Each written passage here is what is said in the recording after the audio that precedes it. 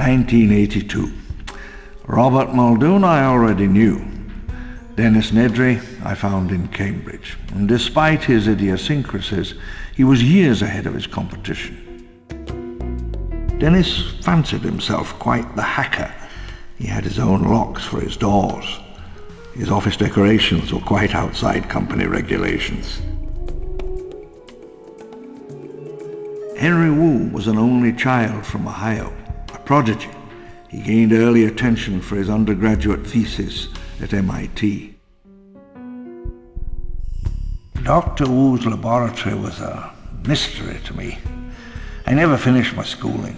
I had a child's idea of science, test tubes, explosions, and miracles. The main laboratory and administrative buildings, this was where we made our discovery, where the real magic trick happened. When they come to dig up our secrets, they'll come here.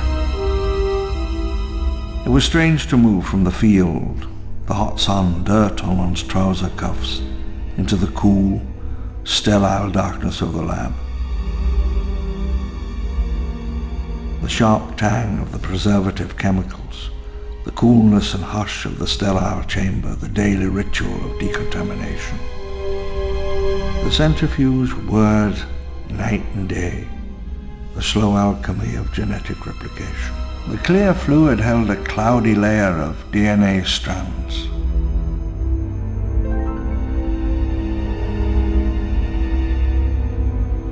We worked long into the night,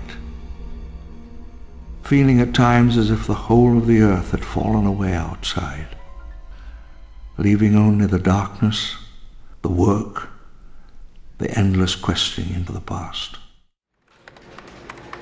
Keyboards rattled into the early morning. Ranks of green CRT screens displayed collated genetic data.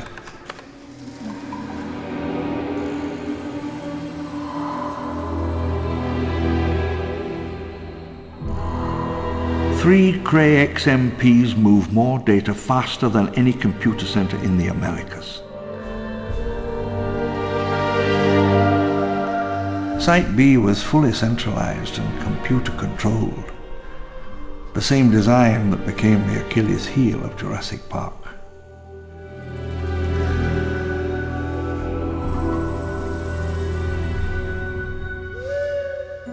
Diagnostics, communications, security, all ran through the computer.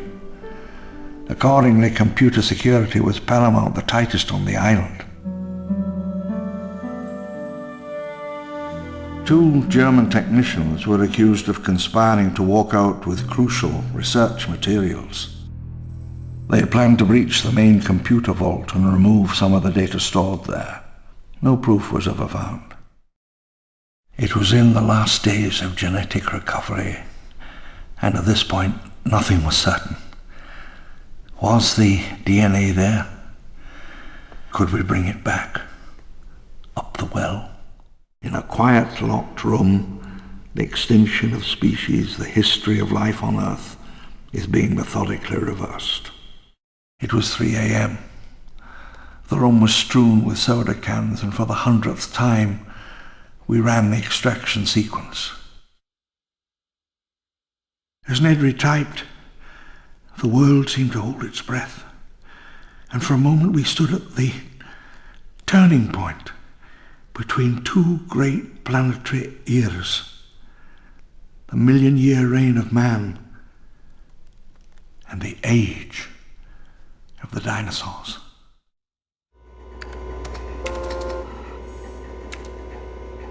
Dennis, what are we looking at here?